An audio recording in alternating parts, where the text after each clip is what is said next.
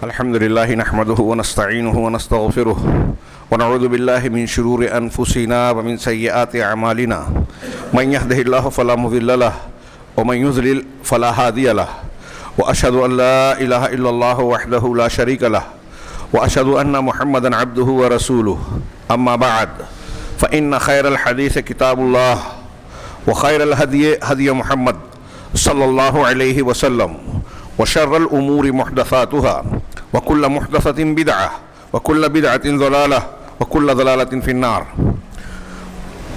أعوذ بالله من الشيطان الرجيم. بسم الله الرحمن الرحيم. ليس البر أن تولوا وجوهكم قبل المشرق والمغرب ولكن البر من آمن بالله واليوم الآخر والملائكة والكتاب والنبيين وآتى المال على حبه ذوي القربى واليتامى والمساكين وابن السبيل والسائلين وفي الرقاب وأقام الصلاة وآتى الزكاة والموفون بعهدهم إذا عاهدوا والصابرين في البأساء والضراء وحين البأس أولئك الذين صدقوا وأولئك هم المتقون. محترم حاضرین، خطبہ مسنونہ کے بعد میں نے سورۃ البقرہ کی جو آیت کریمہ تلاوت کی، وہ بڑی مشہور ہے، بہت سارے لوگوں کو یاد بھی ہوگی. یہ اس پس منظر کی ہے کہ اللہ رب العالمین نے جب صحابہ کرام اور اللہ کے نبی صلی اللہ علیہ وسلم کی ہجرت کے 16 یا 17 مہینوں بعد قبلے کی تحویل کی. یہ ہم جانتے ہیں کہ مکہ سے مدینہ ہجرت کے بعد تقریباً 16 یا 17 مہینہ مسلمان بیت المقدس کی طرف رخ کر کے نماز پڑھتے تھے. وہ بیت المقدس جو فلسطین میں ہے، اور اس وقت وہاں ظلم اور بربریت کا وہ ایک نمونہ بنا ہوا ہے یہود، غاصب یہودیوں کی جانب سے، اور پوری دنیا کسی نہ کسی طریقے سے تائید سے، خاموشی سے ڈھونگ کر کے اس میں شریک ہے. یہ بیت المقدس یہود و نصارہ کا بھی قبلہ تھا، اور جب تک اللہ کے نبی جناب محمد رسول اللہ صلی اللہ علیہ وسلم مکہ میں تھے، آپ کعبہ میں اس طرح نماز پڑھتے تھے روایتوں کے مطابق کہ سامنے کعبہ ہوتا اور بیت المقدس کا بھی رخ ہوتا. لیکن جب آپ مدینہ تشریف لے کر چلے گئے تو ایک سمت میں، جنوب کی سمت میں اور شمال کی سمت میں مکہ اور بیت المقدس تھا. اب اگر مکہ کی طرف کرتے رخ تو پیٹھ ہو جاتی بیت المقدس کی طرف، لیکن چونکہ پہلے سے اہل کتاب کے دین اور پچھلے انبیاء کے دین کے مطابق قبلہ بیت المقدس ہی تھا، اس لیے 16-17 مہینے تک مسلمان بھی بیت المقدس کی طرف رخ کر کے نماز پڑھتے رہے. نبی کریم صلی اللہ علیہ وسلم کی خواہش تھی کہ کعبہ کو قبلہ بنا دیا جائے. وہ ابراہیم علیہ السلام کی تعمیر وہ بھی تھی. چنانچہ اللہ رب العالمین نے قبلے کی تحویل کی. سیقول السفہاء من کیا ہے یہ سورہ بقرہ کی وہ آیتیں آپ پڑھیے، اس میں تحویل قبلہ کا حکم، اجازت دی گئی کہ قبلہ بدل گیا، اور اس کی بعض حکمتیں، مصلحتیں، اس سے متعلقہ بعض امور اور سوالوں کے جواب، اعتراضات کے جواب بھی دیے. اور اسی تناظر میں جب یہود و نصارہ کی طرف سے کافی بحث بڑھ گئی، اختلاف ہونے لگا کہ ارے انہوں نے قبلہ بدل لیا، اس بنیاد پر مسلمانوں کے دین کو مزید جو ہے نشانہ بنانا شروع کر دیا. اور تحویل قبلہ کی اس تعلیم سے یا حکم سے مسلمانوں میں بھی کچھ لوگ جو ہے کبیدہ خاطر ہونے لگے، رنجیدہ ہونے لگے. تو اللہ تبارک و تعالیٰ نے پیچھے جواب دیا کہ یہ اللہ کی جانب سے امتحان ہے. اس کی حکمت اہل علم نے بیان کی کہ جس طرح بنی اسرائیل کی سے نبوتیں چلی آ رہی تھی اور ان کا قبلہ بیت المقدس تھا اہل کتاب کا، تو اب بنو اسماعیل میں نبوت آ رہی ہے تو تحویل قبلہ گویا بنی اسرائیل سے بنی اسماعیل کی طرف آئی. تو یہ بھی اس میں ایک بڑا سبب تھا کہ گویا یہ اشارہ اور تعلیم ہے کہ نبوت بنی اسرائیل میں اب نہیں ہے، بنی اسماعیل میں آ گئی، اور یہ قیامت تک کے لیے ہے. یہ خیر یہ حکمتیں ہیں، اور اس کی یہ مقصود بھی نہیں ہے ابھی آج کے خطبے میں بیان کرنا. یہ حکمتیں بیان کی، مسلمانوں میں دل میں خیال آیا کہ 16-17 مہینہ جو ہم نے بیت المقدس کی طرف رخ کر کے نماز پڑھی ہے تو کیا یہ باطل ہو جائے گی؟ تو اللہ نے اس ضمنیان میں پچھلی آیتوں میں یہ بھی جواب دیا کہ اللہ تمہارے ما کان اللہ لیضیع ایمانکم، اللہ ایسا نہیں ہے کہ تمہارے ایمان کو، دیکھیے نماز کو ایمان کہا گیا، کہ تمہارے ایمان کو ضائع کرے. وہ نمازیں ضائع نہیں ہوگی. اب نیا حکم آ گیا تو اسے رخ کرو. پھر اللہ رب العالمین نے تفصیل سے قبلے کی تحویل سے متعلقہ امور کو بیان کرنے کے بعد کچھ اور آیتیں اور احکامات بیان کیے, اور اس کے بعد یہ ارشاد فرمایا آگے چل کے, جو اسی حکم کی تکمیل یا اسی پس منظر کے سلسلے میں وہ یہود اور نصارہ کو ایک جواب ہے کہ لیس البر ان تولوا وجوہکم قبل المشرق والمغرب. تم جہاد کی بات کر رہے ہو, سمتوں کی, سمت کی بات کر رہے ہو کہ ادھر رک کر کے نماز پڑھا جائے ادھر. بیت المقدس میں بھی جو ہے مغربی حصہ بیت المقدس کا یہود کا قبلہ تھا اور ہے, وہ اسے مانتے ہیں, اور نصارہ اس کے مشرقی حصے کو مانتے تھے. اور جب قبلہ تحویل ہو گیا تو گویا ان لوگوں کو لگا کہ ہمارے قبلے کو بھی بدل دیا جا رہا ہے, یہ اس کو مانتے تھے اب اس کو بھی نہیں مانتے, تو اس پر اعتراضات کی بوچھار کر دی, ماحول گرما دیا گیا. جیسے آج کل کچھ ہوتا ہے کہ مسلمانوں کے خلاف کچھ کرنا ہے تو خوب پروپیگنڈا کیا جاتا ہے, ماحول بنایا جاتا ہے, ویسا ہی کیا گیا اور بعض مسلمان بھی اس سے متاثر ہوئے. تو اللہ رب العالمین نے کئی جوابات اور وضاحتیں کرنے کے بعد آخر میں ایک جواب یہ بھی دیا کہ تم جہتوں پر بحث کر رہے ہو, کدھر رخ کر کے نماز پڑھنا چاہیے, قبلہ کسے بنانا چاہیے. یہ اصل مقصود نہیں ہے. جہت کا تعین ہم کو اور آپ کو یا لوگوں کو جو اللہ رب العالمین نے ایک رخ ہو کر عبادت کرنے اور نماز پڑھنے کا حکم دیا, وہ اجتماعیت کا ایک مظہر ہے, مرکزیت کی ایک تعلیم ہے, اور یہ بھی اپنی جگہ ایک اہمیت رکھتی ہے. لیکن یہ سبب اور ذریعے کا حکم رکھتی ہے, یعنی اصل مقصد کو حاصل کرنے کا ذریعہ اور سبب. یہ اصل مقصود نہیں ہے بندوں سے اللہ کو. اللہ تبارک و تعالیٰ سے جو اصل مقصود ہے وہ ان آیتوں میں بیان کیا جا رہا ہے. صحیح عقیدہ, صحیح اعمال, درست معاملات اور تعلقات, اخلاقیات, یہ اصل مقصود ہے دین کا. ہم سے اور آپ سے اللہ نے چاہا ہے. قبلہ اگرچہ دین کی تعلیم کا حصہ ہے لیکن وہ ذریعہ ہے, سبب ہے اصل مقصد کو حاصل کرنے کا, مرکزیت کا ایک نشان اور علامت ہے. اللہ رب العالمین کے حکم کی تعلیم کا ایک حصہ ضرور ہے لیکن یہ اصل مقصود نہیں ہے. چنانچہ اللہ رب العالمین نے یہ آخری جواب انہیں دیا کہ تم اس قبلے پر بحث کر رہے ہو, بہت اس پہ زور صرف کر رہے ہو, ماحول کریٹ بنا رہے ہو, لیکن یہ اصل مقصود نہیں ہے. لیس البر ان تولوا وجوہکم قبل المشرق والمغرب.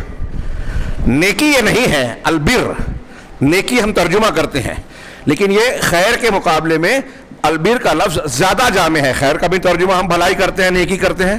خیر, البر کی تعریف علامہ ابن عاشور نے اپنی تفسیر میں کی, سعۃ الاحسان وشدۃ المرضات والخیر الکامل الشامل, کہ بر اس نیکی کو کہتے ہیں جو اپنے اندر بہت کشادہ احسان اور بھلائی لیے ہوئے ہو, یعنی ایسی بھلائی جو بہت پھیلی ہوئی ہو, اور یہ جس میں رضا اور پسندیدگی کی شدت پائی جاتی ہو. اور ساتھ ہی ساتھ آخری لفظ استعمال کیا کہ کامل اور جامع نیکی ہو, خیر ہو, ایسا خیر جس میں کمال ہو, جامعیت ہو, گھراؤ ہو, اس نیکی کو البر کہتے ہیں. عام نیکیوں کے مقابلے میں اس کا درجہ اونچا ہوتا ہے. ایک آدمی عام طور سے خرچ کرتا ہے پیسہ اللہ کے راستے میں, زکوٰۃ, صدقات, لیکن آپ اگر صدقہ و خیرات کر رہے ہیں تو اللہ رب العالمین نے ارشاد فرمایا قرآن میں کہ لن تنالوا البر حتی تنفقوا مما تحبون, کہ تم بر کا مقصد اچھائی کے اعلیٰ معیار کو اس وقت تک نہیں پا سکتے جب تک اللہ کے راستے میں وہ چیز نہ خرچ کرو جو تم پسند کرتے ہو. تمہارا محبوب مال, محبوب چیز اللہ کے راستے میں خرچ کرو, قربان کرو, تب بر اور نیکی کا اعلیٰ مقام ملے گا.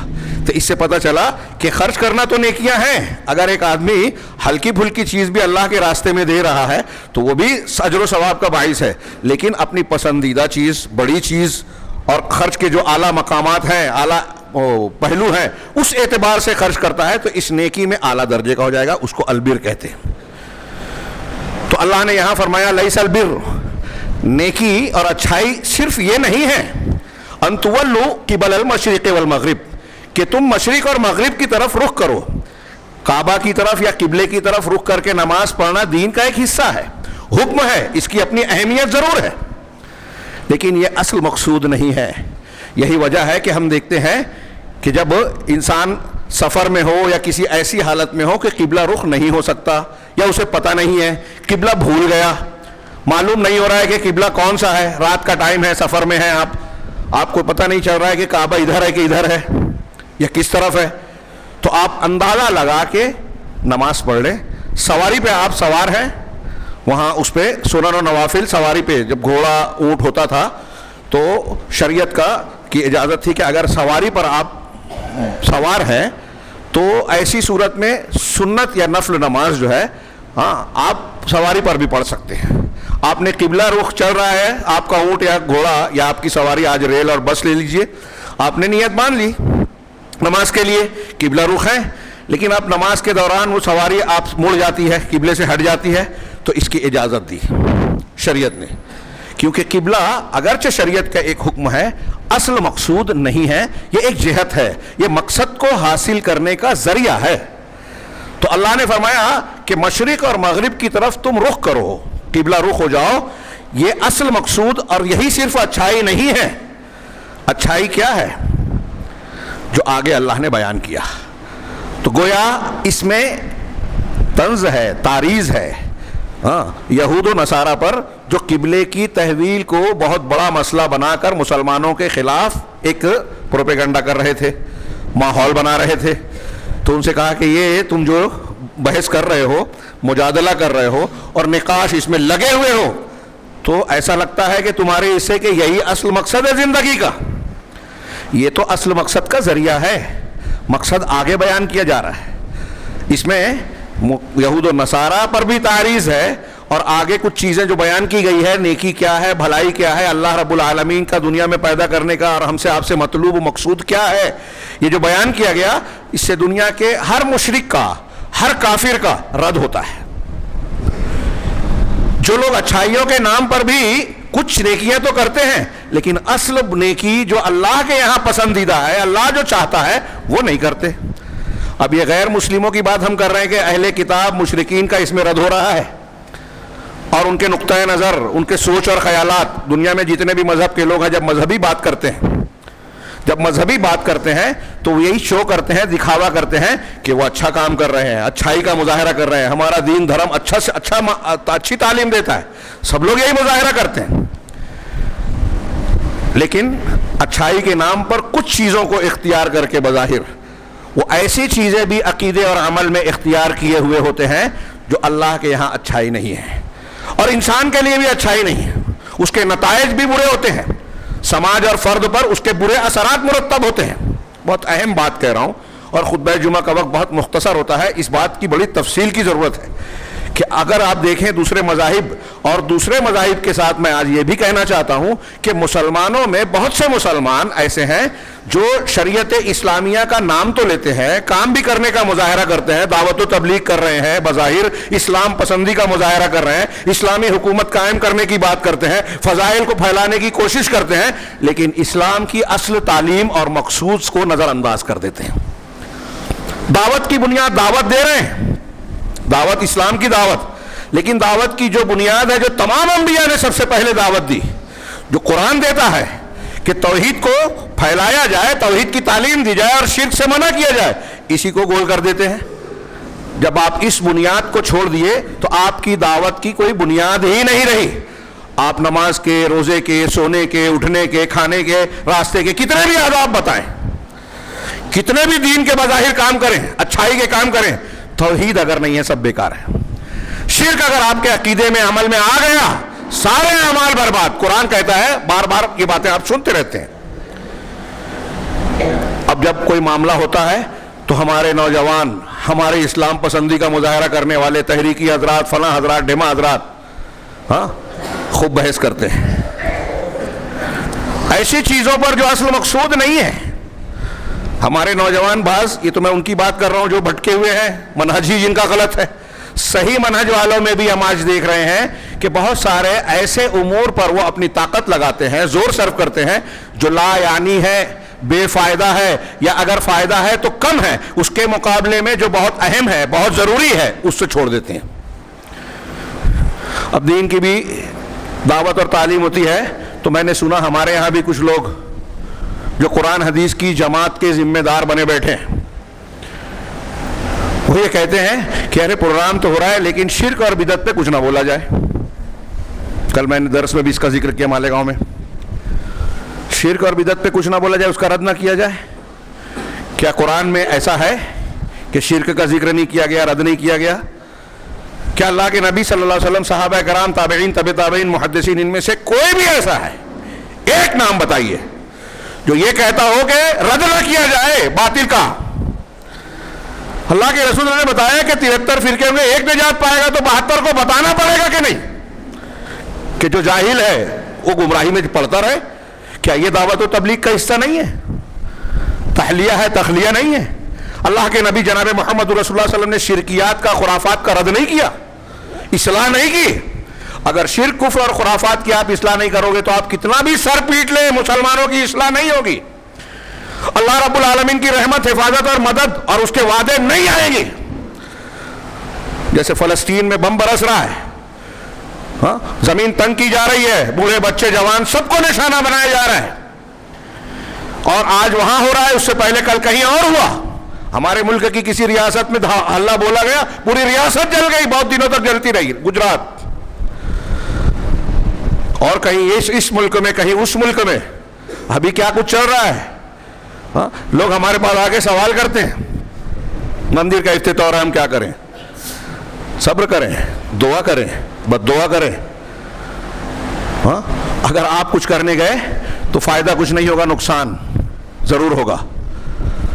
تو لیکن یہ بہت سارے لوگ سمجھتے نہیں ہیں, اور یہ سمجھایا جائے تو کہتے ہیں کہ یہ بزدل ہے. شریعت میں اس کے احکامات کیا ہیں جانتے ہی نہیں ہیں, اور لوگوں پر تھوپنے کی کوشش کرتے ہیں. اب ہمارے یہاں پوری دنیا کا ایک چاند ہونا چاہیے. سوشل میڈیا پہ خوب بحث چل رہی ہے. کتنی ضروری ہے یہ بحث؟ ایک جگہ چاند نظر آ جائے تو پوری دنیا کے لوگوں کو روزہ شروع کر دینا چاہیے, پوری دنیا کے لوگوں کو عید منانی چاہیے. صحیح ہے غلط سے دوسرا, میرے نزدیک یہ صحیح نہیں ہے. اگر ایسا مان لے تو دنیا میں کئی جگہوں پر ایسا ہے کہ رمضان شروع ہوگا, عید آ جائے گی, چاند ان کو کبھی نظر ہی نہیں آئے گا, کیونکہ مطلب میں فرق ہے. ہر جگہ ایک ہی دن نہیں نظر آتا. اب ہمارے ہاں کچھ لوگ ماہرین فلکیات بن جاتے ہیں, ان کو چاند اگنے اور چاند دکھنے کا فرق نہیں معلوم ہے. چاند اگنے پر اللہ تعالیٰ نے نہیں کہا ہے کہ آپ اس کا اعتبار کر کے مہینہ شروع کر دیں. چاند دکھائی دینے پہ, اذا رأیتم, چاند کو جب تم دیکھو, اذا رأو ہلالا, ہلال کو دیکھو, تب کہا اللہ کے رسول صلی اللہ علیہ وسلم نے. تو اس طرح کرو, دیکھنے کو کہا. مشین سے, کمپیوٹر سے اگر آپ دیکھ رہے ہیں یا اس کو محسوس کر رہے ہیں فلکیات میں دوربین سے, تو وہ اعتبار نہیں ہوگا. اور اگر آپ مانتے ہیں تو یہ ماننا پڑے گا کہ 100 سال پہلے جب یہ مشینیں, یہ ایجادات نہیں تھی, تب اس پر عمل نہیں ہو سکتا تھا. آج مشینوں کے ذریعے سے عمل ہو رہا ہے تو آپ بھی عمل کریں گے. مطلب کچھ دنوں پہلے تک, کچھ سالوں پہلے تک شریعت کا حکم الگ تھا, اور مشینوں کے سائنسی ایجادات کا جانے سے شریعت کے حکم میں تبدیلی ہو گئی. میں اصل نفس مسئلہ پر بحث نہیں کر رہا ہوں. اگر کوئی اس کو مان بھی رہا ہے جو غلط ہے, تو کیا ہم مان لیں ہوئے, دنیا کے لوگ مان لیں ہوئے, تو پوری دنیا میں ایک ساتھ عید منا سکتے ہیں؟ ہاں, سورج سوا نیزے پہ ہو تو عید کی نماز پڑھنی ہے. جب ہمارے یہاں سوا نیزے پر سورج ہوگا تو پوری دنیا میں ویسا ہی ہوگا سوا نیزے پر. جہاں رات ہوگی وہ لوگ اسی ٹائم نماز پڑھیں گے. ہمارے یہاں اور سعودی عرب میں 2.5 گھنٹے کا فرق ہے معیاری وقت کے مطابق. سورج اور چاند میں تو ہمارے ہندوستان میں ہی فرق آتا ہے, ٹائم ایک ہے کلکتہ میں اور ہمارے یہاں, لیکن نماز کے اوقات میں آپ کو 35-40 منٹ کا فرق ملے گا لگ بھگ, کم سے کم, کیونکہ سورج کے طلوع اور غروب کا فرق ہوتا ہے. اللہ رب العالمین نے سورج کے طلوع اور غروب اور چاند کے طلوع اور غروب پر ان چیزوں کا, مہینوں کا, دنوں کا, وقتوں کا اعتبار رکھا ہے, جو پوری دنیا میں ایک جاہل آدمی بھی دیکھ سکتا ہے, کر سکتا ہے عمل. کمپیوٹر سب نہیں دیکھ سکتے. لیکن اب اس بحث میں ہمارے یہاں کچھ نوجوان اپنا دماغ لگاتے ہیں. رمضان المبارک آئے گا جس میں عبادت, ریاضت, تلاوت, قرآن فہمی اور تزکیہ, توبہ, استغفار زیادہ سے زیادہ کرنا چاہیے, نیکیاں اور عبادات کرنی چاہیے جو اللہ کے رسول صلی اللہ علیہ وسلم کا عمل تھا. آخر ہو سکے تو اعتکاف کرنا چاہیے آخری عشر میں. اس میں لوگ ان بحثوں میں کریں گے جو ہر سال کرتے ہیں, اور بار بار وہی سوال ہے. 8 اور 20 یہ شہری کی دعا, سعودی عرب میں تو ایسا ہوتا ہے, فلاں جگہ تو ویسا ہوتا ہے, اور اس میں خوب ٹائم لگائیں گے, وقت صرف کریں گے اور سمجھیں گے کہ دین کی بات کر رہے ہیں. ہمارے یہاں یہ شعور بھی نہیں رہا کہ کن مسائل کو اہمیت دی جائے, کن کو نظر انداز کیا جائے. ہمارا آپس کا اختلاف ہو, یہاں بھی بتا رہا ہوں. کل کے درس میں نے ایک بات اور بھی کہی تھی, وہاں وہ دوہرا دوں. اللہ کے نبی صلی اللہ علیہ وسلم کا فرمان ہے, بدأ الاسلام غریبا وسیعود کما بدأ فطوبی للغرباء. ہاں, مختلف الفاظ سے یہ حدیث وارد ہے, صحیح حدیث ہے کہ اسلام غربت کی حالت میں شروع ہوا. غربت سا جو زیادہ واضح اور مشہور معنی ہے اجنبیت کی حالت میں. جب صحیح اسلام اللہ نے اتارا, نبی کریم صلی اللہ علیہ وسلم کے ذریعے سے پہنچایا, تو سماج اور معاشرے کے لوگ, ارے یہ کیا نئی چیز لے آئے, باپ دادا کے دین کو چھوڑ کے تو یہ نئی چیز لے آئے, نیا بول رہے ہیں. اور جو اسلام اختیار کرتے اس پر تعجب کرتے ہیں اجنبی کہ یہ نیا کیا ہے. اس سے اجنبیت محسوس کی جاتی, یہ نیا ہے, جبکہ وہی اصلی دین تھا, پرانا تھا, آدم علیہ السلام سے لے کر تمام انبیاء کا. اب جو اصلی دین ہے اس سے اجنبیت اس وقت تھی جب شروع ہوا. نبی کریم صلی اللہ علیہ وسلم نے پیشین گوئی فرمائی, ہم کو اور آپ کو بتایا, اور آپ کی صداقت مسلم ہے اور ہم اپنی آنکھوں سے دیکھ رہے ہیں آج کے زمانے میں. آپ نے فرمایا کہ عنقریب اسلام کی حالت وہی ہو جائے گی جو شروع میں تھی, یعنی اسلام کو لوگ اجنبی سمجھیں گے. آپ جب قرآن و حدیث والے دین پہ عمل کرو گے تو بہت سارے لوگ, غیر مسلم تو غیر مسلم, اہل بدعت مسلمانوں میں, وہ کہیں گے ارے یہ کیا نئی چیز لے آئے. ابھی کئی جگہ ہمارے یہاں کچھ نوجوان جاتے ہیں نئے, رفع الیدین سے نماز پڑھے تو کچھ لوگ بولتے ہیں ارے یہ تو نیا ہے, جبکہ وہی سنت ہے, نبی صلی اللہ علیہ وسلم کا طریقہ ہے. ایسی کتنی چیزیں, میں نے ایک رفع الیدین کی کل میں نے درس میں اجازت دی, کئی شادیوں کی.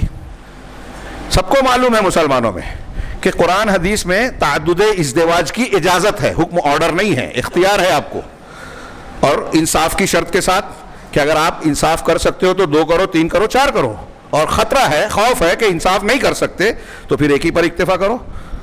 تو ہماری پوری قوم انصاف کرنا ہی کر سکتی, ایسا ڈر ہے. بچوں میں بھی انصاف ضروری ہے, لیکن میں نے کسی سے نہیں سنا کہ جو کوئی یہ کہے کہ ایک بیٹے یا بیٹی پیدا ہونے کے بعد اب دوسرے بیٹی پیدا کرنے سے رک جاؤ, کہیں ایسا نہ ہو کہ تم بچوں میں انصاف نہیں کر پاؤ گے. لیکن دوسری بیوی تیسری بھی آئی تو ہمارے مسلمان مرد ہوں, ہماری خواتین ہوں مسلمان, 17 بہانے کریں گے. ہندوستان میں یہ ٹھیک نہیں ہے. مطلب آپ یہ کہنا چاہتے ہیں کہ اللہ رب العالمین کو یہ پتہ نہیں تھا, یا اللہ رب العالمین کو اس بات کا علم نہیں ہے جو آپ کو ہے کہ ہندوستان کے لیے یہ ٹھیک نہیں ہے, تو ہندوستان کے لیے قرآن میں کچھ ایک آیت الگ ہونی چاہیے تھی کہ 2 3 3 4 4 کرو, یہ کہ ہندوستان میں رہو تو پھر ایک ہی کرنا. اللہ کو نہیں معلوم تھا, آپ کو معلوم ہے. آپ یہ کہہ رہے ہیں. جو لوگ اس کی مخالفت کرتے ہیں, بہانے کرتے ہیں, مختلف نقطے لاتے ہیں, وہ چاہے ہماری مائیں بہنیں ہوں. میں نے کہا ایک یہاں وہ موضوع نہیں ہے, میں صرف اشارہ کر کے شارٹ میں بات کر دوں کہ اگر کوئی شخص, یہ ایک اصول یاد رکھیے گا قرآن و حدیث کا, کہ اگر کوئی شخص اللہ اور رسول اللہ صلی اللہ علیہ وسلم کی ثابت شدہ تعلیم جو آپ لے کر آئے ہیں نبی صلی اللہ علیہ وسلم, اس میں سے کسی چیز سے کراہت کرتا ہے, ناپسندیدگی کرتا ہے, نفرت کرتا ہے, تو وہ اسلام سے باہر ہو جائے گا. پھر سے جملہ دہراتا ہوں کہ جو شخص محمد رسول اللہ صلی اللہ علیہ وسلم کی ثابت شدہ تعلیمات میں سے کسی بھی بات کو ناپسند کرے, اس سے کراہت رکھے, نفرت کرے, تو وہ مسلمان نہیں رہ جائے گا, کافر ہو جائے گا, اس کا لا الہ الا اللہ ٹوٹ جائے گا کہ اللہ اور اس کے رسول کی بات کو ناپسند کرتا ہے.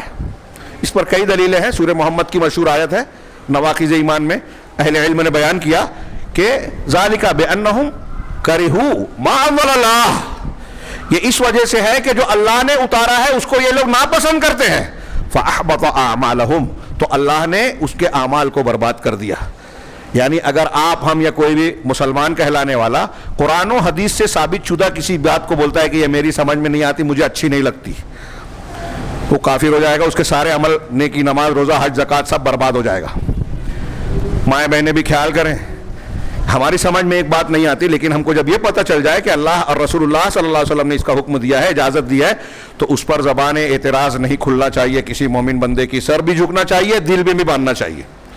صحابہ, تابعین اور مسلمانوں کا یہی وتیرہ اور شیوا تھا کہ کوئی کتنی بھی بات ناپسندیدہ ہمیں لگتی ہو, اللہ اور رسول کی بات آ گئی, سر جھکا دیا. یہی ایمان ہے, یہی امتحان ہے. تو آپ کریں نہ کریں یہ دوسری بات ہے, لیکن اس کی برائی مت کیجئے. کوئی کر رہا ہے تو روکیے مت.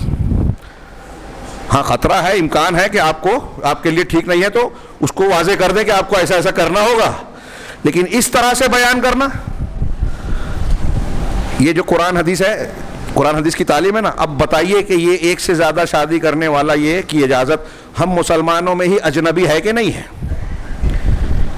کفار اس کا مذاق اڑاتے ہیں، اڑانے دو، بہت سی چیزوں کا کرتے ہیں، تو جو وہ اگر اعتراض کرنے لگے تو ہمارا جن کے یہاں جو مذاق اڑاتے ہیں یہود نصارہ مشرکین اور کفار مذاق اڑاتے ہیں، ایک بیوی رکھ کے بہت سے ناجائز تعلقات رکھتے ہیں، یہ جائز ہے؟ ہر شہر میں عورتوں کے جسم فروشی کے مراکز ہیں، قحبہ خانے ہیں، یہ جائز ہے؟ اس پر لوگ بحث نہیں کرتے۔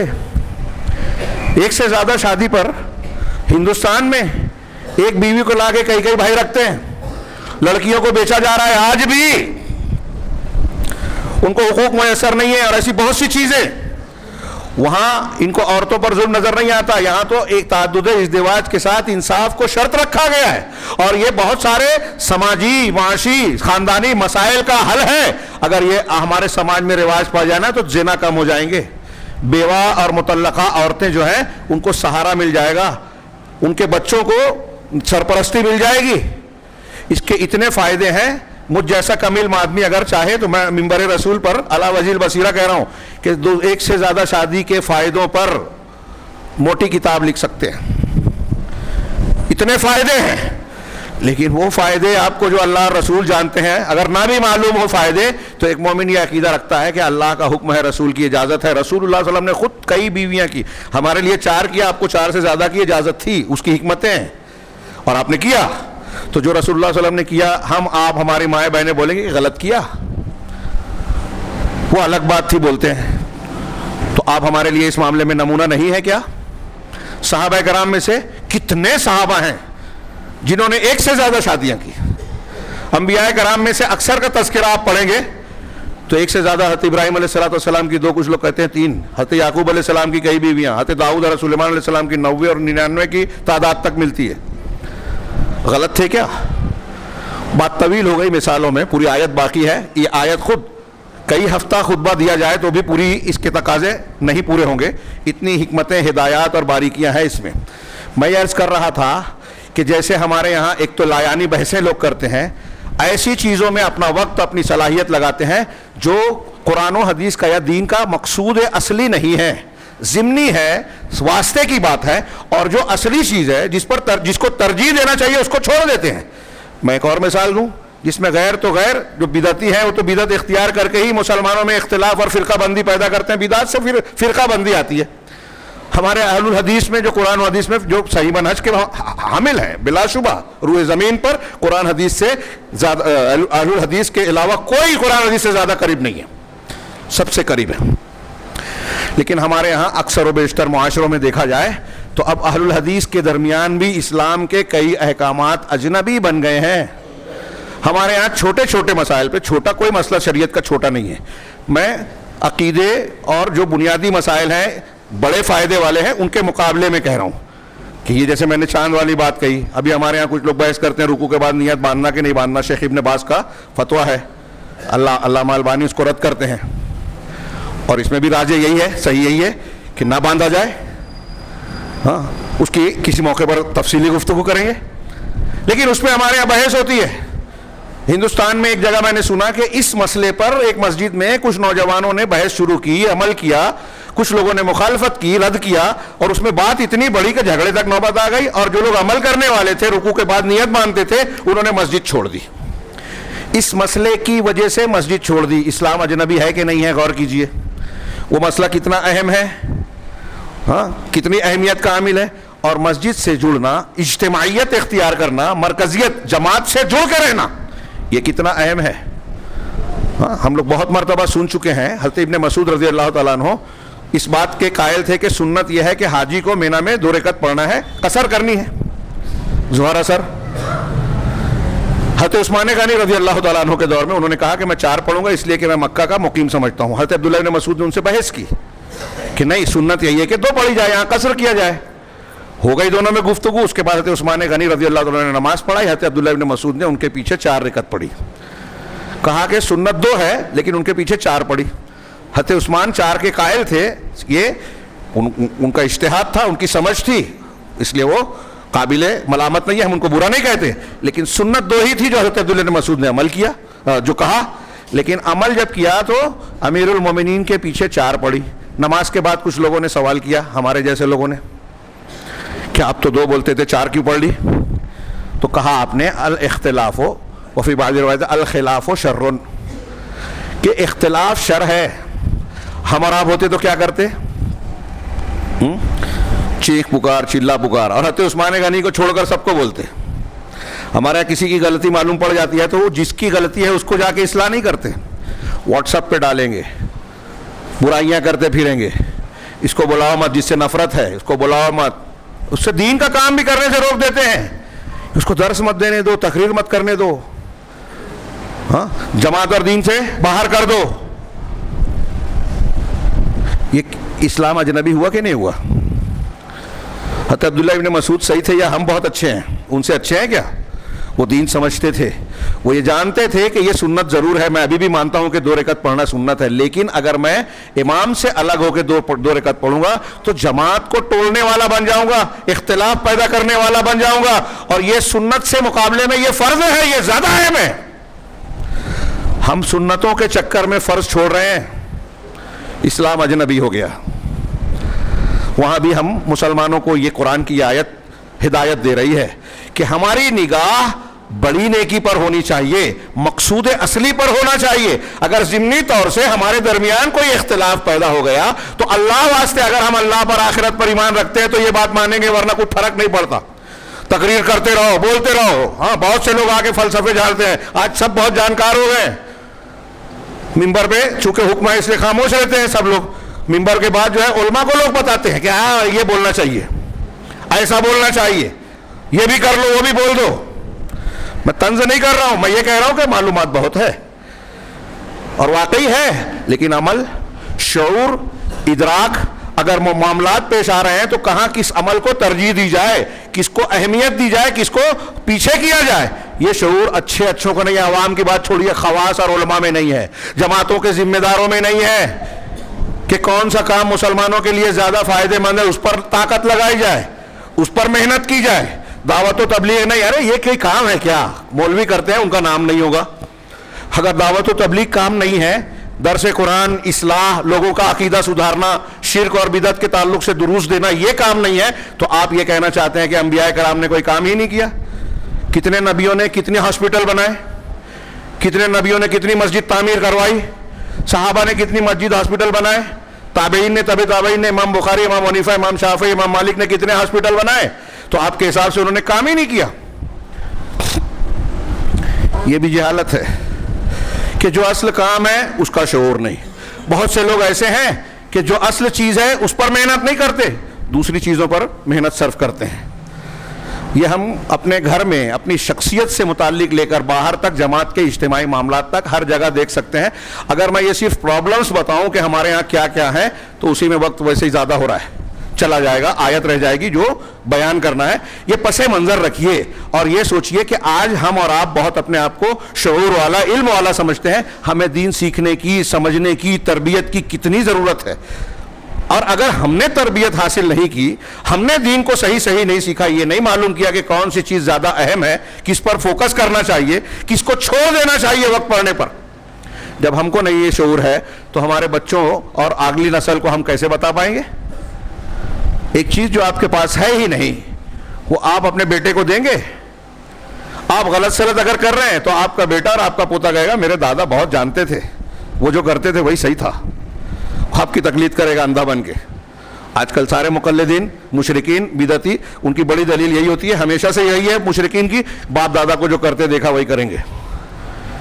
تو آپ اپنے لیے, اپنے بچوں کے لیے, قوم و ملت کے لیے دین سیکھیں. صحیح دین کیا ہے, بنیاد کیا ہے, اور جب معاملات, تعلقات ہوتے ہیں وہاں کس کو ترجیح دی جائے. وقت نہیں ہے اس لیے میں آگے بڑھتا ہوں, اور مجھے اب احساس ہے کہ میں اس کی تشریح کا حق ادا نہیں کر پاؤں گا. بہرحال اللہ رب العالمین نے ارشاد فرمایا لیس البر ان تولوا قبل المشرق والمغرب ولكن البر من آمن بالله والیوم الآخر والملائکۃ والکتاب والنبیین. نیکی یہ نہیں ہے کہ تم مشرق اور مغرب کی طرف رخ کرو, ہاں اس طرف قبلہ بناؤ اور اس کی طرف رخ کر کے توجہ دو, ہاں وہ نیکی وہ اللہ کی شریعت کا ایک حکم ہے, اس کا اپنی جگہ لحاظ رکھا جائے گا, لیکن یہ اصل مقصود نہیں ہے. اصل مقصود کیا ہے وہ آگے بیان ہو رہا ہے. اب یہاں آگے میں بڑھ رہا ہوں, یہاں ایک جملہ اور کہہ دوں کہ جو اصل دین ہے نا, یہ گانٹ باندھ لیں آج کے خطبے کا حاصل, کہ جو اصل دین بیان ہو رہا ہے اس کو درست اور صحیح طریقے سے اختیار کیے بغیر نہ ہماری دنیا سنورے گی نہ آخرت بنے گی. نہ دنیا میں ہم سعادت پائیں گے نہ آخرت میں کامیاب ہوں گے. اگر ہم چاہتے ہیں کہ فلسطین جیسے حالات نہ ہوں اور وہ معاملہ سدھر جائے, اگر ہم چاہتے ہیں کہ ہماری بے روزگاریوں کا عمل جو ہے وہ عذاب سے نکل کر صرف آزمائش تک رہ جائے, عذاب نہ آئے اللہ کا ہمارے اوپر, اگر ہم چاہتے ہیں کہ جو ظالم حکمراں ہم پر ظلم کر رہے ہیں آج ہندوستان میں, ہاں مسجد چھین لی, توڑ دی, فیصلہ کروا لیا, مندر بنا لیا, افتتاح ہونے جا رہا ہے اور اس پر جو ہے سیاست کھیلی جانے والی ہے, نشانہ بننے والے ہیں مسلمان. اگر ہم چاہتے ہیں کہ ہم اور بے وقوف نہ بنے, ہماری جان مال اس طرح نہ لوٹے, ہاں اگر ہم چاہتے ہیں کہ ہمارے بچے محفوظ رہیں, بے قصور ہوتے ہوئے جیلوں میں نہ سڑیں, آج ہزاروں کی تعداد میں آج بھی مسلمان نوجوان بے قصور جیلوں میں بند ہیں, اگر ہم چاہتے ہیں ان مسائل کو حل کرنا, اپنے گھر کے مسئلے سے لے کے بین الاقوامی سطح تک جتنے بھی پرابلمز ہیں مسلمانوں کو, جس کا ہم رونا روتے ہیں, چیختے چلاتے ہیں, اگر یہ مسائل حل کرنا چاہتے ہیں تو اس کی سب سے بڑی بنیاد یہ ہے جو اس آیت میں بیان کی جا رہی ہے کہ اللہ کو یہ مقصود ہے. اور میرا یہ دعویٰ ہے, قرآن و حدیث کی بہت سی دلیلیں ہیں جو آپ بار بار سنتے ہیں, کہ اگر ایمان اور عمل صالح ہوگا تو اللہ کی رحمت ملے گی, برکت ملے گی, حفاظت ملے گی, اللہ تمہارے دشمنوں سے نپٹ لے گا, تم کو قوت اور طاقت دے گا.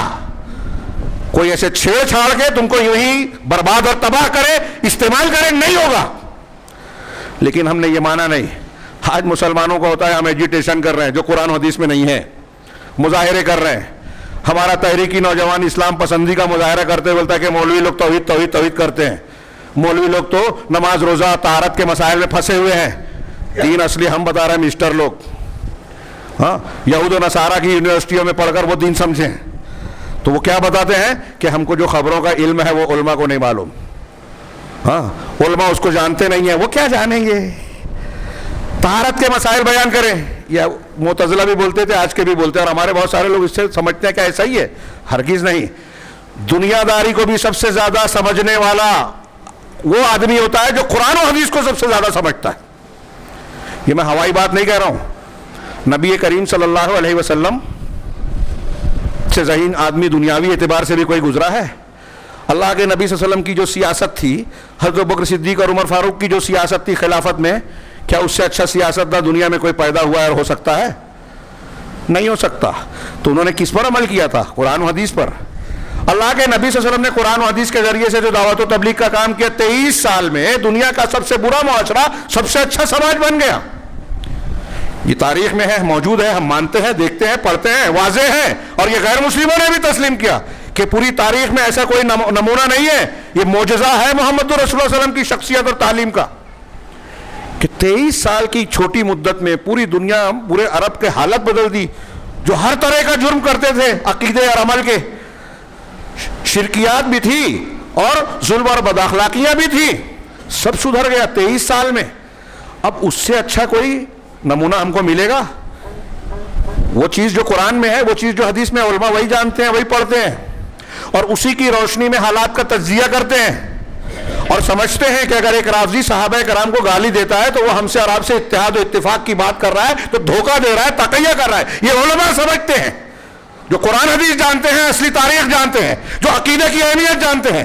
وہ یہ سمجھتے ہیں کہ بدعتی ہمارے لیے خیر نہیں ہوگا, وہ یہ سمجھتے ہیں کہ شرک کہتے ہوئے اتحاد ہو ہی نہیں سکتا. لیکن یہ جو فقہ الواقع حالات کو جاننے والے مسٹر ڈاکٹر دعوت و تبلیغ کے میدان میں چلے آئے, تو یہ اتنی بات نہیں کرتے جتنی جانتے ہیں.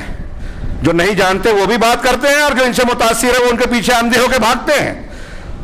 اب وہ کسی کھائی میں گراتا ہے, کسی گڑھے میں لے جاتا ہے, یہ بھی جاتے ہیں. یہ جو جدید دور کی خارجیت ہے نا, اخوانیت اور تحریکیت کے نام پہ, جملہ میں خاص طور سے بیچ میں آ گیا تو بات کہہ دوں. اہل علم نے تجزیہ کیا کہ مسلمان اس کے پیچھے چل کے اور اس کی حرکتوں سے پوری دنیا میں لاکھوں مسلمان مارے گئے ہیں, لاکھوں. ابھی فلسطین میں جو چل رہا ہے, آپ بولے تو یہ ہم کو نشانہ بنائیں گے, گالیاں دینا شروع کر دیں گے. کون سا جہاد ہو رہا ہے آپ کا؟ کون سی عقل مندی کی آپ نے حملہ کر کے؟ غیر مسلموں میں لوگ اشارہ کر رہے ہیں کہ اسرائیل تیل چاہتا ہے وہاں جو غزہ کے سمندر میں دریافت ہوا ہے، اور اس لیے وہ خالی کرانا چاہتا ہے، اور اس کا مقصد پورا کرنے کے لیے حماس کو یوز کیا اس نے۔ غیر مسلم کہہ رہے ہیں کہ حماس کے پاس ہتھیار اتنے اچانک کہاں سے آ گئے؟ تو وہ اشارہ کرتے ہیں کہ نیتن یاہو کے لوگوں نے ہی دیا ہے، ان کے ہی مقصد پہ کام کر رہے ہیں، اور یہ ہم بے وقوف بن رہے ہیں، پریشان ہیں، ایجیٹیشن، یہ کر لو، مسلمان ڈگریاں لے لے میں۔ مجھے بڑی حیرت ہوتی ہے، آج کل تقریر کرتے ہیں تو مسلمان کا حل تعلیم میں ہے۔ صحیح بات ہے، کون سی تعلیم؟ ڈاکٹر بنے، انجینئر بنے، سائنٹسٹ بنے، آئی ٹی انجینئر اور فلاں بنے، اس میں مسلمانوں کا اس میں کیا بھلا ہے؟ ہندوستان میں ہم پیچھے ہیں، سعودی عرب میں، ملیشیا میں، انڈونیشیا میں اور دوسرے مسلم ممالک میں کیا کم ہے ڈاکٹرز انجینئرز مسلمانوں میں؟ اور یہاں جو لوگ بن گئے ہیں وہ قوم کا کتنا کام کرتے ہیں؟ جو ڈاکٹر ہیں، کوئی کلیکٹر بن گیا، کوئی پولیس میں چلا گیا، کوئی، یہ قوم و ملت کا کچھ وزیر تھے، کچھ ہیں، کم ہو گئے ہیں اور کم کیے جا رہے ہیں۔ لیکن یہاں جو ہے، میرا یہ سوال ہے کہ جو لوگ یہ کہتے ہیں وہ ذرا سمجھیں، سمجھ کے بولیں۔ تعلیم میں حل ہے، میں اس کا انکار نہیں کر رہا ہوں، لیکن اگر تعلیم کے ساتھ اگر آپ یہ نہیں جانتے جو اس آیت میں بیان کیا گیا اور بہت ساری قرآن و حدیث کی آیتوں میں ہے، اگر ایمان نہیں ہے، عمل صالح نہیں ہے، تو آپ دنیا کی سب سے اونچی بھی ڈگری لے لیں، آپ جاہل ہیں۔ آپ مقصد سے دنیا میں زندگی کے مقصد سے لا علم ہے، جاہل ہے، اور اس سے اللہ کی مدد نہیں ملے گی۔ دولت مل گئی تو آپ اپنا بھرو گے۔ آپ دیکھیے بڑے بڑے لوگ اپنے خاندان میں جی رہے ہیں، مسلمانوں کا کتنا بھلا کرتے ہیں۔ تو تعلیم کوئی بھی ہو اچھی ہے، لیکن اس کے ساتھ دین کی اصل بنیاد اگر نہیں ہے تو بیکار ہے۔ یہ بات یاد رکھیے۔ اب اس تناظر میں اور ان سب تناظر میں یہ آیت دیکھیے، میں نے کہا معذرت کے ساتھ کہ اس کی کما حقہ تشریح نہیں ہو سکتی، میں صرف ترجمہ اور ہلکی پھلکی باتیں بیان کر دیتا ہوں۔ اللہ نے فرمایا کہ نیکی کیا ہے؟ وَلَٰكِنَّ الْبِرَّ مَنْ آمَنَ بِاللَّهِ وَالْيَوْمِ الْآخِرِ وَالْمَلَائِكَةِ وَالْكِتَابِ وَالنَّبِيِّينَ، کہ نیکی یہ ہے، اس شخص کی نیکی ہے، یا اچھا آدمی، البر پر فائز ہونے والا اعلیٰ درجے کا مسلمان یا انسان کون ہے؟ جو ایمان لائے اللہ پر۔ اب اللہ پر ایمان، توحید کی تینوں قسموں کو بیان کیجئے، اللہ کی الوہیت کو، اللہ کو ہی عبادت کے لائق مانے، کسی اور کو نہیں۔ اللہ کے جو اسماء و صفات اور کام ہیں، ربوبیت و اسماء و صفات، اس میں اللہ کے جیسا کسی کو معمولی سا بھی نہ سمجھے۔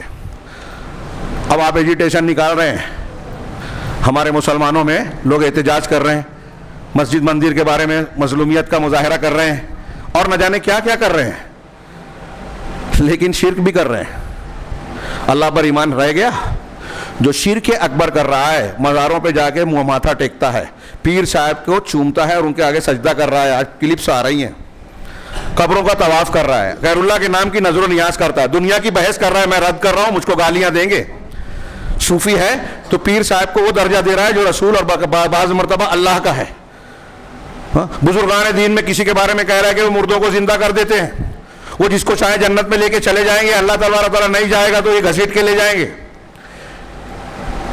میں نقل کر رہا ہوں، پھر بھی اندر سے ڈر رہا ہوں، یہ شرکیہ باتیں ہیں، اللہ رب العالمین کی توہین ہے۔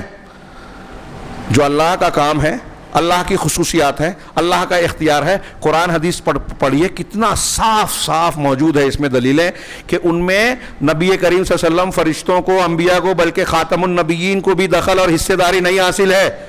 نبی کریم صلی اللہ علیہ وسلم نے کچھ لوگوں کا نام لے کے بددعا کر دی تھی احد کے واقعے کے بعد، اور بھی 2-3 واقعے میں، بخاری مسلم کی حدیث ہے کہ قرآن کی آیت اللہ نے اتار دی سورہ آل عمران میں، لیس لک من الامر شیء، اے نبی آپ کا معاملے میں کوئی اختیار نہیں ہے۔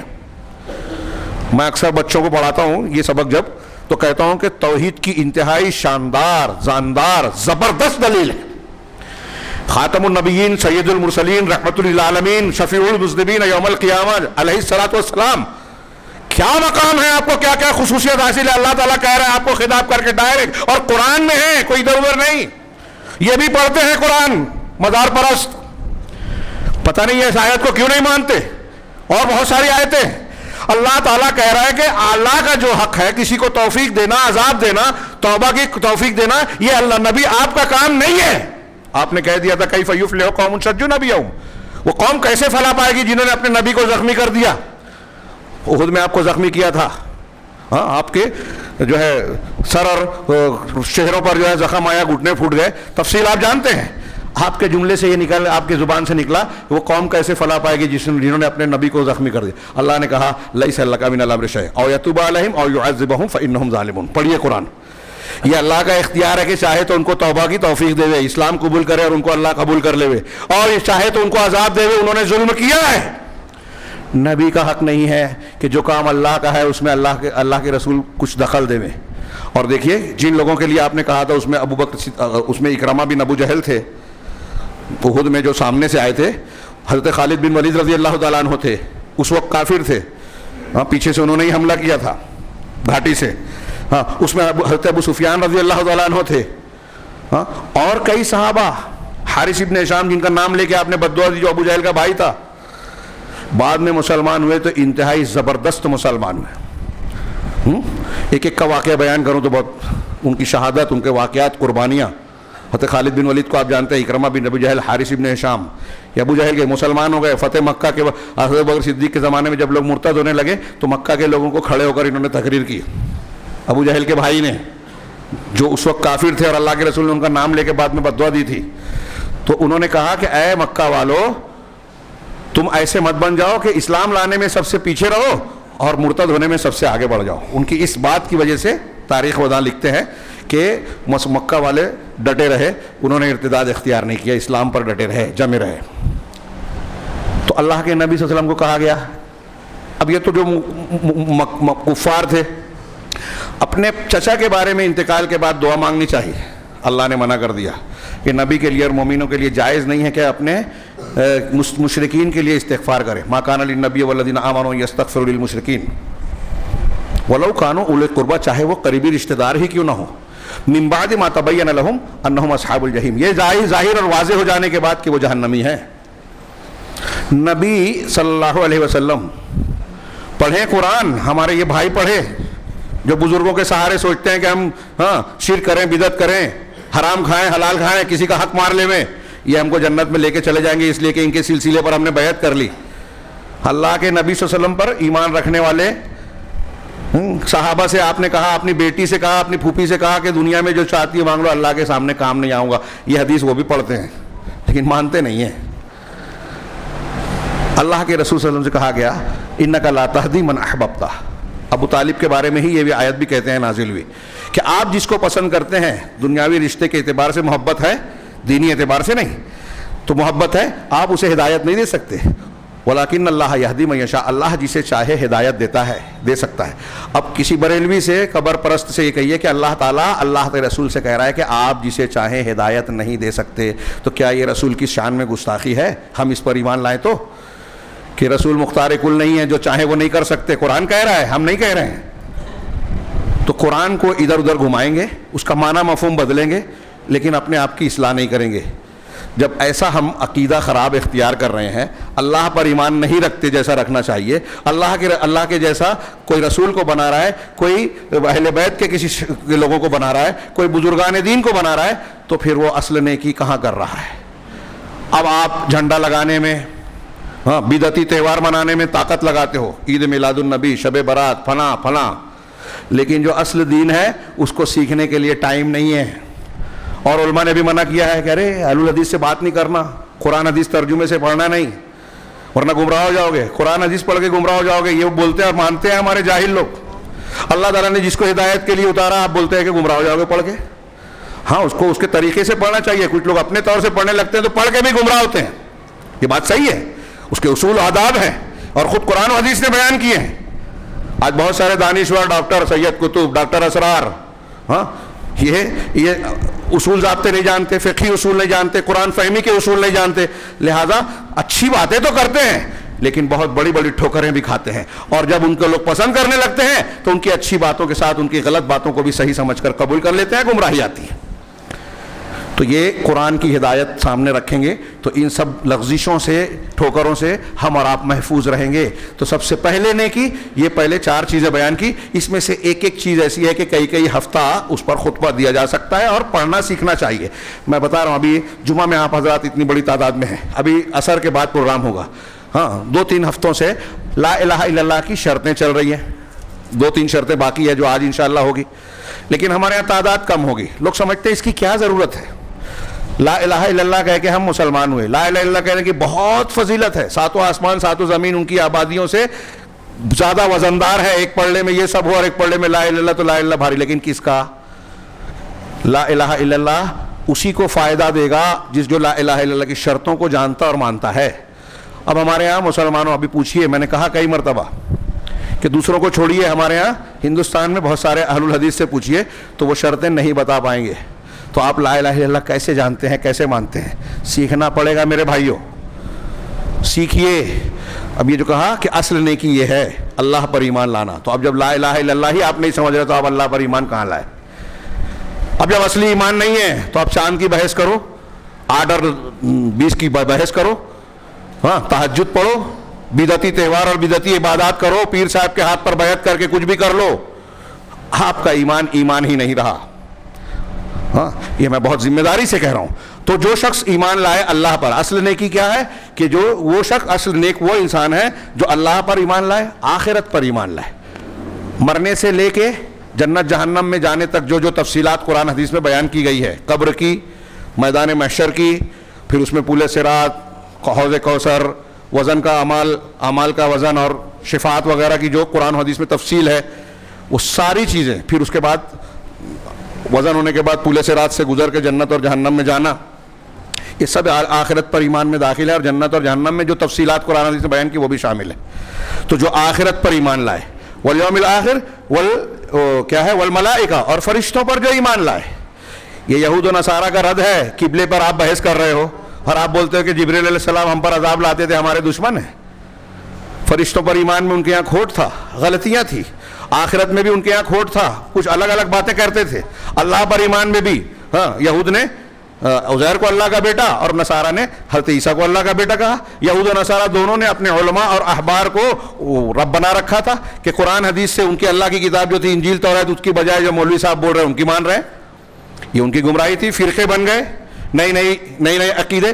تو اللہ پر ایمان لانے کو آپ اہمیت نہیں دے رہے ہو, آخرت پر ایمان نہیں, ملائکہ پر ایمان آپ کا بگڑا ہوا ہے. والکتاب, اور کتاب پر ایمان, الکتاب واحد ہے لیکن جن سے کتاب, توریت انجیل زبور جن کا نام لیا گیا ہے ہم اس کو نام کے ساتھ مانتے ہیں, اور جن کا نام نہیں لیا گیا ہم کہتے ہیں کہ اللہ نے جو کتابیں صحیفے نازل کی ہم سب مانتے ہیں.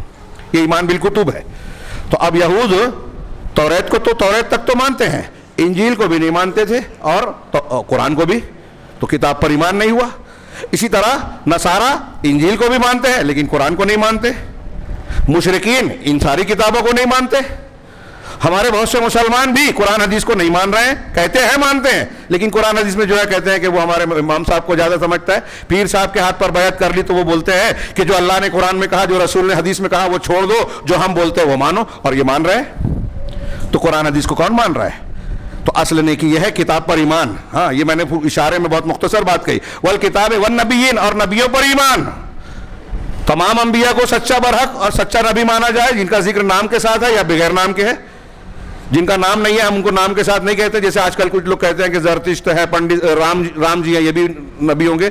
قرآن حدیث میں ہم کو نہیں بتایا گیا, نہیں مانتے. اور یہاں تو رام کے پیدا ہونے پر ہی ہندوؤں میں اختلاف ہے. کئی محقق ہندو کہتے ہیں کہ رام پیدا ہی نہیں ہوئے, والمیکی نے بس خیالی اور تصوراتی طور پر لکھ دیا رامائن. تو جو نبی کا, نبیوں پر ایمان لانے کے جو اصول ضابطے ہیں اس کے مطابق نبیوں پر ایمان رکھتے ہیں. اب اس میں بھی دیکھیے کہ نبی صلی اللہ علیہ وسلم پر ایمان یہ خاص ہے کہ آپ کو رسول ماننے کے ساتھ اب آپ کی شریعت کو ماننا اور اس شریعت پر عمل کرنا, اسے قبول کرنا. آپ کی بات آ جائے تو کسی اور کی بات کو, آپ کی بات چھوڑ کر اختیار کرنا گمراہی ہے. نبیوں پر ایمان نبی پر ایمان کے خلاف ہے. آج مسلمان بھی ہیں اور قدم قدم پر نبی کی حدیثوں کو, سنتوں کو رد کر دیتے ہیں. نہیں, ٹھیک ہے حدیث ہے مگر ہمارا مسلک یہ ہے. تو مسلک لے لیا, حدیث چھوڑ دیا, نبی پر ایمان کہاں ہے؟ ایمان میں کمی ہی صحیح ہے. یہ حقیقی ایمان نہیں ہے. نبی کو درجہ بڑھا دے رہے ہیں, کچھ نبی کے مقام پر بزرگوں کو, پیروں کو بیٹھا رہے ہیں یہ سب ایمان بن نبیین اور نبی کریم صلی اللہ علیہ وسلم پر ایمان کے حقیقی تقاضے کے خلاف ہے. اور ایسے مسلمان جو نبی پر ایمان کا دعویٰ کرنے کے باوجود نبی کی بات نہیں مانتے بہت سے ہیں. تو یہ ہے اصل ایمان ہے. یہ ایمان کی بنیادیں ہیں. 6 چیزیں ایمان کی بنیاد ہے. اس میں تقدیر کا ذکر یہاں نہیں ہے, باقی 5 چیزوں کا ذکر ہے. تو جو ان چیزوں پر ایمان لاتا ہے, ہاں, یہ ایمان ہو گیا اندر سے, اور یہ ایمانیات پورے دین کو, زندگی کے تمام شعبوں کو گھیرتی ہے. اس کے بعد اللہ نے فرمایا وَآتَ الْمَالَ عَلَىٰ حُبِّهِ ذَوِي الْقُرْبَىٰ وَالْيَتَامَىٰ وَالْمَسَاكِينَ وَابْنَ السَّبِيلِ وَالْمَسَاكِينِ وَابْنَ السَّبِيلِ وَالسَّائِلِينَ وَفِي الرِّقَابِ. اور اللہ نے فرمایا کہ اور اللہ کی مال کی محبت کے باوجود یہ مال کو خرچ کرتا ہے. کچھ لوگوں نے ترجمہ کیا کہ اللہ کی محبت میں, مال کی محبت بھی کریں. تو مال کی محبت ہوتے ہوئے اللہ کے راستے میں خرچ کرنا, یہ زیادہ, جو ایسا کر رہا ہے کہ مجھے مال چاہیے, محبت ہے, پھر بھی خرچ کر رہا ہوں, تو اس میں اخلاص اللہ کے واسطے تبھی کر رہا ہے نا آدمی. ہاں, صحابہ کرام کی مثال کا موقع نہیں ہے, بہت شاندار. ہاں, 2-4 کچھ وقت زیادہ ہو رہا ہے, 2-4 منٹ اور لوں گا, معافی چاہتا ہوں تاکہ بات پوری ہو جائے. اللہ رب العالمین اب مال کو محبت کے باوجود خرچ کرنے میں, ایک حدیث میں ہے کہ آدمی کے لیے اللہ کے رسول سے سوال کیا گیا کہ سب سے بہترین خرچ کون سا ہے, تو آپ نے کہا کہ تم خرچ کرو اس حالت میں کہ تم شحیح ہو, ہاں, اور محتاج ہو, اور تم کو اس کی ضرورت ہو, اور تخشل فقر, اور تم کو فقیری کا ڈر ہے کہ میں خرچ کروں گا تو میرے پاس رہ نہیں جائے گا, پھر بھی اللہ کے راستے میں دو. یہ بہت افضل ہے. ایک یہ. دوسرا یہ کہ آپ کمزور ہیں, آپ جو ہے کمزور ہیں, مالی اعتبار سے بہت پیسے والے نہیں ہیں, لیکن پھر بھی خرچ کر رہے ہیں. ایک چیز یہ, ایک شکل یہ کہ آپ کے پاس جو مال ہے اس میں بہتر سے بہتر جو آپ کا پسندیدہ ہے وہ آپ خرچ کر رہے ہیں. ہمارے ہندوستان میں جو ہمارا کپڑا پھٹ جاتا ہے ہم وہ دان کرتے ہیں. ہاں, عربوں میں آج بھی مزاج ہے کہ جو اچھا کپڑا ہے, اچھی کھجور ہے, وہ مہمان کو دی جائے. جو اچھا پسندیدہ استعمال کی چیز ہے وہ مہمان کو یا دوسروں کو پیش کیا جائے, اس میں نیکی ملے گی, یتیم و مسکینوں کو دیا جائے. تو اللہ, تو یہ سب محبت کے باوجود, مال کی محبت کے باوجود خرچ کرنے کے معنی میں داخل ہے. تو خرچ کرتا ہے, اور خرچ کرنے کے بعد جو ہے کس کو خرچ کرتا ہے, تو اس کا بھی ذکر کیا, ذوی القربا, یہ سب سے پہلے حقدار ہیں کہ آپ کے رشتہ داروں کو آپ خرچ کریں. اس سے محبت بڑھے گی, قرابت مضبوط ہوگی اور قریب ہوں گے. ہاں, ہم اپنے رشتہ داروں کو چھوڑ کے دوسروں کو دیتے ہیں, یہ بھی قرآن کے خلاف ہے, تعلیم کے خلاف ہے. والیتامہ, میں آگے بڑھ رہا ہوں, اس وقت موقع نہیں ہے. والیتامہ, اور یتیموں کو. یتیم وہ جس کا باپ نہیں ہے, خود بھی بچہ ہے, بالغ نہیں ہے, تو خود بھی کما نہیں سکتا, اور کما کو دینے والا, نگرانی کرنے والا والد بھی نہیں ہے, تو ان پہ خرچ کیا جائے. اس طرح کیا جائے کہ آپ اس یتیم بچے کو لگے نہیں کہ میں یتیم ہوں. ہم یتیم خانہ بنا کے اس پہ چندہ دے دیتے ہیں, اور روز اس کو خیال ہوتا ہے کہ ہم یتیم ہیں, کوئی دیکھنے والا نہیں ہے.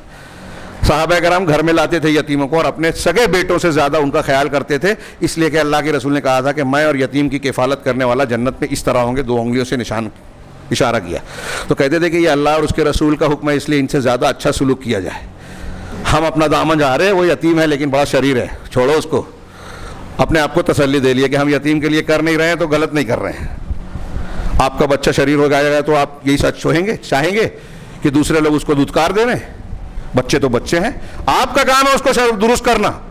آپ اپنے یتیم بچوں کا خیال رکھو گے, اللہ اگر آپ کے یہاں کوئی یتیم ہوا تو اس کا خیال رکھے گا, اور یوں بھی اس کی برکتیں دے گا, بڑا اجر و ثواب ہے. والیتامہ والمساکین, اور مسکین جس کے پاس پیسہ دولت نہیں ہے اور وہ کمزور ہو گیا ہے, دبا ہوا ہے, بہت سارے مسائل سے گھر جاتا ہے, وہ آدمی جس کی ضروریات ہیں لیکن ضرورت پوری کرنے کے لیے اس کے پاس پیسے دولت نہیں ہے, قدم قدم پر اس کو پریشانیاں آتی ہیں. اس کی تفصیل کا فی الحال موقع نہیں ہے, ہم جانتے ہیں, محسوس کر سکتے ہیں. وابن سبیل, اور ابن سبیل یعنی راستے کا بیٹا, یعنی مسافر گھر سے دور ہے, ضرورت مند ہو گیا, پیسہ ختم ہو گیا, خرچ کی زیادہ ضرورت پڑتی ہے مسافر کو. اب آپ کے یہاں کوئی مسافر آ گیا تو آپ اس کی ضروریات پوری کر دیں یا اس کو گھر تک پہنچانے کا کے اسباب کر دیں, یہ اس پر خرچ کرنا ہوا. والسائلین, اور سوال کرنے والوں کو. سوال کرنے والے, ایک وہ سوال کرنے والوں سے مراد جس کو سوال کرنا شریعت میں جائز ہے.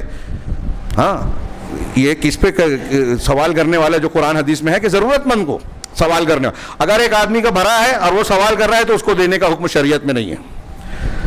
اور سوال کرنے والا ایک وہ ہوتا ہے جو فقیر ہے, محتاج ہے, مانگنے کی عادت نہیں ہے لیکن آپ سے آ کے مانگا اس لیے کہ محتاج ہو گیا ہے. ایک سوال کرنے والا یہ ہے. ایک سوال یہ بھی ہے کہ مسجد کا اخراجات پورے کرنے ہیں, امام مؤذن کی تنخواہ دینی ہے. اب یہاں کا کوئی ذمہ دار ہے جو گھر میں تو پیسے والا ہے لیکن مسجد کے اخراجات پورے نہیں کر سکتا, تو وہ آپ سے چندے کی درخواست کر رہا ہے, یہ اس کا حق ہے. مسجد بنانا ہے، ہاں کوئی مسلمانوں کے جو ہے ضرورت کے رفاہی کام ہے وہ کرنا ہے، جماعت کا کام ہے، ہاں تعلیمی ادارہ چلا رہا ہے، تو ایسے لوگ حق رکھتے ہیں کہ آپ سے مانگے، تو وہ بھی سائلین کے اس عمومی معنی میں داخل ہوں گے، چاہے وہ گھر سے مالدار ہو۔ والسائلین وفی الرقاب، اور گردن کو آزاد کرنا، کوئی غلام ہے اس کی مدد کی جائے آزادی میں، آج کل ہمارے ہاں وہ نہیں ہے۔ اسی طرح کوئی ظالمین کے پنجے میں کوئی مسلمان قیدی ہے، بے گناہ ہے، تو اس کو چھڑانے میں، اس کی ضرورت پوری کرنے میں اس کی مدد کی جائے، اس کے گھر والوں کا دکھ درد سمجھا جائے، آج اس کو لوگ سمجھتے نہیں ہیں۔ وفی الرقاب، ہاں وأقام الصلاۃ، اور نماز قائم کی۔ اب دیکھیے زکوٰۃ کا بتایا، خرچ کا بتایا، اور اس کے بعد آگے زکوٰۃ بھی بتائی، مالی عبادات میں اسلام کے بعد ارکان ایمان کے کہتے ہیں کہ شہادتین کے بعد یہ سب سے اہم عبادت ہے، بدنی، مالی اور قلبی عبادت، نماز کا قیام۔ میں چاہتا تھا وقت ہوتا تو میں اس پہ نماز و زکوٰۃ پہ تھوڑی تفصیل سے بات کرنا چاہتا تھا، لیکن پھر انشاءاللہ کسی اور موقع پر، کہ جو نماز قائم کرے، نماز پڑھے نہیں، قائم کرے، پابندی کے ساتھ، شروط کے ساتھ اس کی ادائیگی کرے اور زکوٰۃ ادا کرے، یہ مسلمانوں کا اصل امتحان ہے۔ اسے پہچان، نماز سے اللہ کا تعلق قائم ہوتا ہے، ہمارا استوار ہوتا ہے، آدمی اللہ رب سے جڑ جاتا ہے۔ جو نماز نہیں پڑھتا اس کا اللہ سے رشتہ کٹا ہوا ہے، ہاں۔ اور زکوٰۃ سے بندوں سے ہم جڑتے ہیں، بندوں میں محبت پیدا ہوتی ہے، تو ایک مالی عبادت ہے، ایک جسمانی عبادت ہے، اور قلبی عبادت دونوں میں ہے، نیت اور جذبہ، ہاں۔ والموفون بعہدہم اذا عاہدوا، یہ بھی ایک تقریر کا عنوان ہے، پورا لمبا خطبہ، کہ اور وہ لوگ جو اپنے عہد کو پورا کرتے ہیں جب عہد و پیمان کرتے ہیں۔ اب ایک عہد ایسا ہوتا ہے کہ انسان کا انفرادی ہوتا ہے، ایک عہد وہ ہوتا ہے جو آدمی نے اللہ سے کیا ہے کلمہ پڑھ کے، رسول سے کیا ہے ان کا کلمہ پڑھ کے، اور ایک عہد وہ ہوتا ہے جو آپ اور ہم بندوں سے کرتے ہیں، بہت سی شکلوں کا۔ نکاح کرتے ہیں میاں بیوی، تو یہ نکاح کرنا عقد ہے، یا ایھا الذین آمنوا اوفوا بالعقود، اللہ نے کہا کہ عقود کو، بندھنوں کو، عہد و پیمان کو پورا کرو۔ تو میاں بیوی جب ایک دوسرے سے جڑ گئے تو دونوں کا حق بن گیا، ذمہ داریاں ہیں، حقوق ہیں۔ ایسے ہی باپ کا بیٹے پر، بھائی کا بھائی پر، بہن اور بھائی کا دوسرے رشتہ داروں کے، یہ حقوق ہیں، وراثت کے حقوق اور دوسرے حقوق۔ اور اسی طرح ہم لین دین کرتے ہیں تو ایگریمنٹ کرتے ہیں، لکھا پڑھی کرتے ہیں، یہ بھی عہد ہے۔ اب اس طریقے سے آپ غور کریں تو ایک ایمان والا عہد پورا کرنے والا ہوتا ہے، تو پوری زندگی، یہ صرف ایک آیت، زندگی میں جتنے بھی حقوق ہیں، اللہ کے حقوق ہو، بندے کے حقوق ہو، سب آ جاتے ہیں اس میں۔ لا الہ الا اللہ کہا آپ نے تو اللہ کا حق ہے توحید، اس کی شریعت کو ماننا، اس کے رسولوں اور ساری چیزوں پر ایمان لانا جو اس نے بتائے ہیں، تو یہ عہد پیمان میں پورا دین سمٹ جاتا ہے۔ پھر اس کے بعد کہا وہ، اور یہاں میں مثالیں تاریخ کی نہیں دے سکتا کہ مسلمانوں نے کیسے کیسے حالات میں عہد پورا کیا، ہاں۔ حدیبیہ کا وہ لکھا جا رہا ہے، ہاں، عہد و پیمان، صلح جو لکھوانے آئے ہیں، کیا سہیل بن عمرو، ان کے بیٹے ابو جندل مسلمان ہو کے آ گئے، ابھی دستخط نہیں ہوئے ہیں، لیکن اس میں لکھا تھا کہ اگر کوئی آدمی آپ کا ہمارے پاس آئے گا تو ہم نہیں لوٹائیں گے، کافر بن کے آئے گا، ہمارا کوئی آدمی مسلمان ہو کے آپ کے پاس آئے گا تو آپ کو لوٹانا پڑے گا، یہ اس میں تھا۔ اور مسلمان بزید ہوئے کہ نہیں، ابو جندل کو واپس نہ کیا جائے، ان کے ساتھ بہت ظلم ہوا ہے، بہت مارا ٹھوکا ہے مشرکین مکہ نے، لیکن اب مسلمان ہونے کی وجہ سے، لیکن سہیل بن عمرو ان کے باپ نے کہا کہ اگر آپ اس کو واپس نہیں کرو گے تو ہم معاہدہ نہیں کریں گے، آپ نے کہا کہ عہد کر لیا ہے تو پورا کریں گے۔ ایسی پوری اسلامی تاریخ میں نبی کریم صلی اللہ علیہ وسلم کی سیرت طیبہ میں 50 مثالیں دی جا سکتی ہیں۔ آج ہم کتنے عہد شکن ہو گئے ہیں، وعدہ کرتے ہیں، عہد کرتے ہیں، پورا نہیں کرتے۔ ایک مسلمان اگر عہد پورا کرنے والا بات کا پکا اور سچا ہو جائے تو اس کو بہت سا آخرت کا تو جو اللہ کے یہاں اجر و ثواب ملنا ہے، دنیا کا بھی فائدہ ملے گا۔ والموفون بعہدہم اذا عاہدوا والصابرین فی البأساء والضراء وحین البأس، یہ بھی ایک عنوان ہے کہ صبر کرنے والے، فی البأساء جو تنگدستی ہے، مالی طور سے فقیری ہے، والضراء جسمانی طور سے کوئی دکھ ہے، پریشانی ہے، بیماری ہے، ہاں، یا جنگ کا اور مقابلے کا حالت، ان تینوں حالتوں میں آپ غور کریں، انسان کو صبر کی بڑی شدید ضرورت ہوتی ہے۔ زندگی کے ہر موڑ پر صبر کی ضرورت ہے۔ قرآن میں 90 مقامات پر لگ بھگ صبر کی تعلیم دی گئی ہے، ہر جگہ ہم کو صبر کی ضرورت ہے۔ آج جو ہمارے مسلمانوں کے ساتھ ظلم ہو رہا ہے، ہم کچھ نہیں کر پا رہے ہیں، یہاں بھی صبر کی ضرورت ہے، ہاں۔ اور جب صبر انسان قرآن و حدیث کے مطابق کرے گا تو اللہ رب العالمین ہمارے اس صبر کو ضائع نہیں کرے گا۔ ہماری آہیں، ہماری دعائیں، ہماری بد دعائیں سب اللہ کے یہاں پہنچے گی اور کام کرے گی، لیکن نتائج آنے میں وقت لگتا ہے، اور اسی میں اپنے آپ پر کنٹرول رکھنا، شریعت کے دائرے میں رکھنا، یہ صبر ہے، ہاں۔ آخری ٹکڑا، اولئک اولئک الذین صدقوا، یہی وہ لوگ ہیں جو سچے ہیں، واولئک هم المفلحون، اور هم المتقون، اور یہی لوگ متقی پرہیزگار ہیں۔ اب ایک آدمی نماز نہیں پڑھ رہا ہے، ایک آدمی ایمان صحیح نہیں رکھا ہے، متقی نہیں ہے، سچا نہیں ہے۔ غور کیجئے، میں نے جو باتیں شروع میں بیان کی ہے کہ آج مسلمان رو رہا ہے، چیخ رہا ہے، چلا رہا ہے، پریشان حال ہے، اس کی پریشانیوں کا حل تقوی میں ہے، یہ بار بار ہم پڑھتے ہیں، اور تقوی یہ ساری چیزیں ہیں۔ لیکن ہمارے ہاں ایک آدمی نماز نہیں پڑھتا، لوگ اس کو پیر مانتے ہیں، آنکھ بند کر کے مسجد کعبہ میں پڑھ لے گا نماز۔ نبی کریم صلی اللہ علیہ وسلم آخری وقت میں سہارا لے کے مسجد جا رہے ہیں، اور ہمارے ہاں لوگ سمجھتے ہیں کہ وہ بڑا پہنچا ہوا بابا ہے جو نماز ہی نہیں پڑھتا، روزہ نہیں رکھتا، اپنے آپ کو مجذوب اور نہ جانے کیا کیا الٹی سیدھی باتیں بیان پٹی پڑھائی جاتی ہے، دین جانتے ہی نہیں ہے۔ تو اس میں سے کتنی چیزیں ہیں، یہ میں جو تمہید باندھ کے چلا تھا کہ یہ اصل دین ہے، متقی پرہیزگار ہم کو بننا ہے، اپنے بچوں کو بنانا ہے، تب اللہ کی رحمت مدد ملے گی، مسائل حل ہوں گے۔ اور اگر یہ نہیں بنتے تو کتنے بھی میمورنڈم نکال لیں، کتنے بھی جلوس نکال لیں، کتنی بھی باتیں کریں، ڈگریاں لے لیں، مالی طاقت حاصل کر لیں، آن کے آن میں تباہ کیے جا سکتے ہو۔ ہاں، کوئی غاصب یہود ہم پر حملہ کر سکتا ہے، کوئی سنگ ہم پر حملہ کر سکتا ہے، ہماری مسجدیں، ہماری جان مال نوجوان اگلی نسل محفوظ نہیں ہوگی۔ محفوظ ہونا ہے تو یہ اصل دین کو پڑھیں اور اصل دین کو صحیح طریقے سے اختیار کریں۔ اللہ رب العالمین ہمیں توفیق دے کہ دین کی صحیح سمجھ اور اس کو اپنی طاقت کے مطابق اختیار کرنے کی اللہ تعالیٰ ہمیں توفیق اور حوصلہ دے اور اس کی ذریعے سے دنیا اور آخرت میں کامیابی سے نوازے۔ اقول قولی ھذا واستغفر اللہ لکم ولسائر المسلمین وصلی اللہ علی نبینا محمد۔ بارک اللہ لنا ولکم في القرآن المجيد ونفعنا وإياكم بالآيات والذكر الحكيم إنه تعالى جواد كريم ملك بر رؤوف رحيم۔